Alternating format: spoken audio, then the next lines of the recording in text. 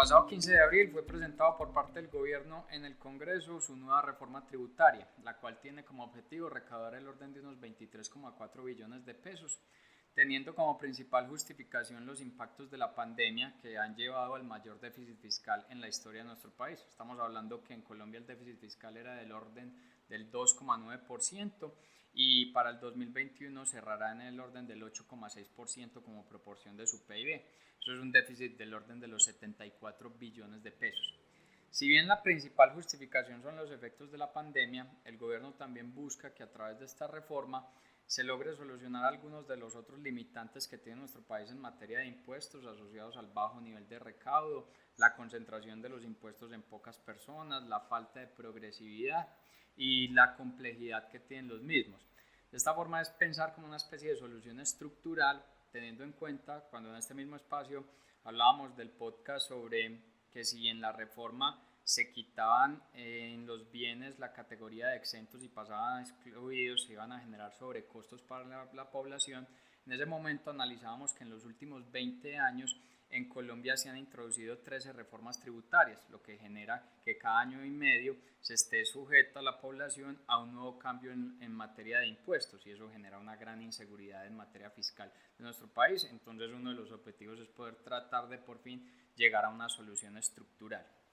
Entonces uno de los principales elementos que se tiene como justificación de la reforma, de nuevo adicional de la pandemia, es que el país tiene un bajo nivel de recaudo. Y es que cuando se analizan los datos del recaudo de impuestos de Colombia como porcentaje de su PIB, en el 2019 era del orden del 19,7%. Si bien en los últimos 20 años se ha incrementado, porque en el 2000 era el 15,7%, ese 19,7% es inferior a una gran cantidad de países, es inferior a lo que recauda Chile, que tiene el 21%, Estados Unidos, que tiene el orden del 24,5%, un Corea con el 27,4%, y así si nos vamos a Reino Unido estamos hablando del 33%, una España un 35%, Alemania con un 39% y Francia el orden del 45%.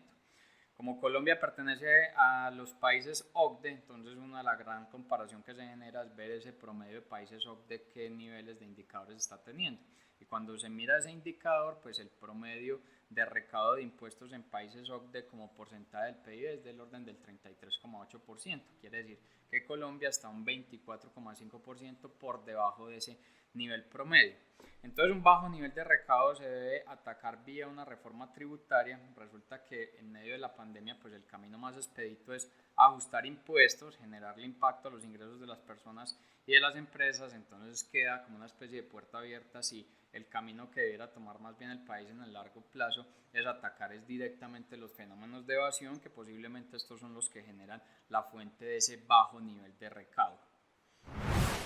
Identificado entonces el bajo nivel de recaudo, pues lo que sigue es analizar cuáles van a ser las fuentes que cubrirán ese bajo nivel de recaudo. Y es que Colombia tuvo dos comisiones de expertos en beneficios tributarios, una fue en el 2015 y otra fue en este 2021 para pensar en la reforma tributaria, y esa comisión de expertos apuntaba que el país debía aumentar la base de personas sujetas al impuesto de renta,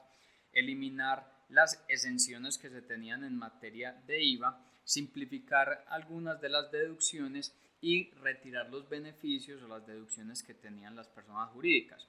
Los centros de pensamiento como ANIF y FEDesarrollo también le apuntaron a esas mismas recomendaciones. Y cuando analizamos en el mundo los diferentes países, resulta que son 5 las principales fuentes de ingresos en materia de recaudo tributario. Esto tiene que ver con la renta a las personas, el impuesto de renta a las empresas, los impuestos sobre bienes y servicios, termina siendo el IVA, los temas de contribuciones sociales y los impuestos a las propiedades. En Colombia, lo que tiene que ver con el impuesto a los bienes y servicios, que es el IVA, termina generando un recaudo del orden del 8,5% del PIB. Si bien este es superior a países como México, que tiene el 5,9%, Estados Unidos, que tiene el 4,3%, y Corea, que tiene el 7,1%, pues termina siendo inferior a un Chile, que tiene el 11%, a países de Europa que también están en esa media del 11%, y al promedio de los países OCDE, que tiene el 11%. Identificar ese nivel es uno de los puntos de justificación del gobierno de poder generar un mayor ajuste en las tarifas de algunos bienes con IVA y quitar la categoría de exentos a bienes de la canasta familiar y pasarlos a excluidos. Sin embargo, al generar ese tipo de impacto, pues le va a llevar sobrecostos para los productores de esos bienes y esos sobrecostos lo que van a hacer es transferirlo al consumidor. Entonces vamos a ver una afectación en el ingreso de las personas y ese limitante que tiene el país en materia de falta de progresividad no se va a atacar directamente a través de este cambio en materia de IVA.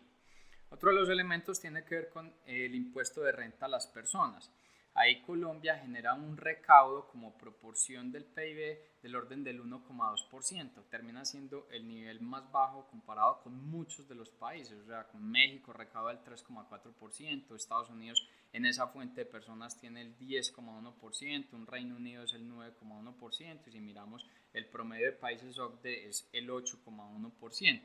De ahí entonces que la reforma introduzca que las personas que generan ingresos mensuales superiores a 1,5 millones de pesos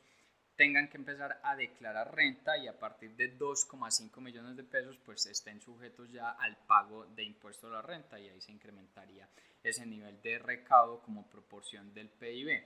Eso elemento sí atacaría uno de los limitantes en materia impositiva del país y es que los impuestos terminan estando concentrados en pocas personas. Ahí se generaría ese fenómeno o ese cambio.